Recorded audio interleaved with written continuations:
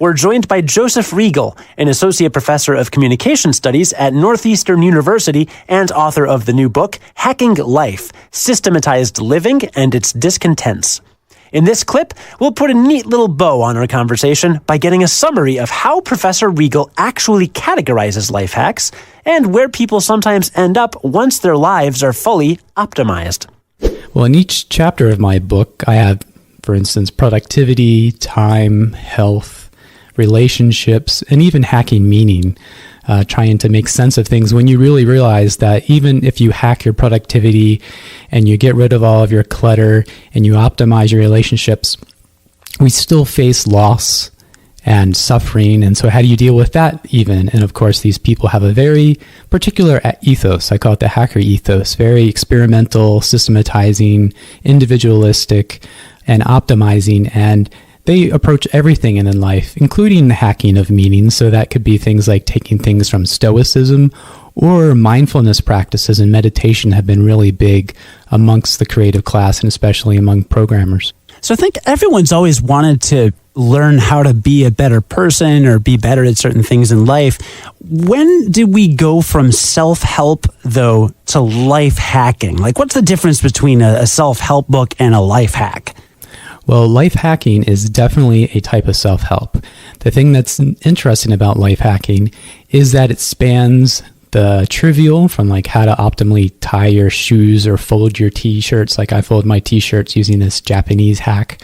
And then it goes all the way up to those larger issues of how to find a contentful life, someone you want to spend your time with, a job that you value and you feel allows you to make your way in life, and ultimately meaning. If you'll indulge me, I'd like to read a quote that I thought was particularly interesting that I'd like you to speak to maybe a little bit.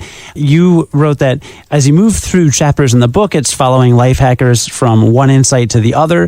First, they work really hard and are productive and make good money and buy a lot of stuff. And then they realize that's not making them happy. So they get rid of everything and travel the world for a couple of years, and that's not making them happy. So I think a lot of people end up with spirituality hacking, and life hackers in particular turn to Stoicism, elements of Zen Buddhism, and mindfulness practice. Can we dig a little bit deeper into that? Like, what is the next step after you're hyper-optimized?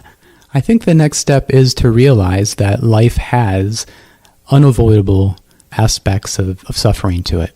And I actually draw because Zen is so influential among digital minimalists and the mindfulness is really big in tech circles, I find it really interesting, but this really speaks to what self-help is that path you just spoke of is very much like Siddhartha's path.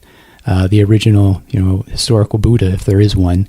He had grown up in a palace where there was tons of food, beautiful courtesans, all kinds of riches. Siddhartha was discontent with that. He chose to get rid of it all, become a minimalist, travel the world, going to various yogis and teachers.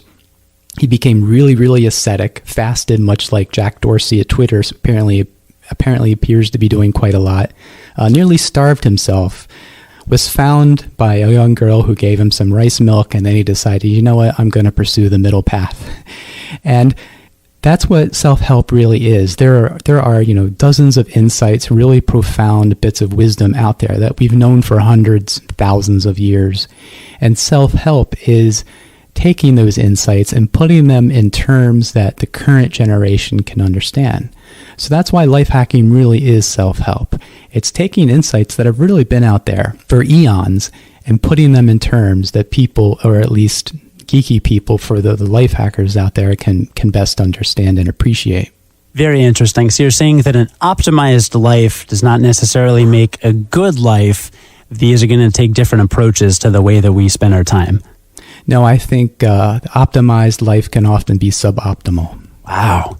The key takeaway? Feel free to try out the life hacks from our podcast, but don't expect them to solve all your problems.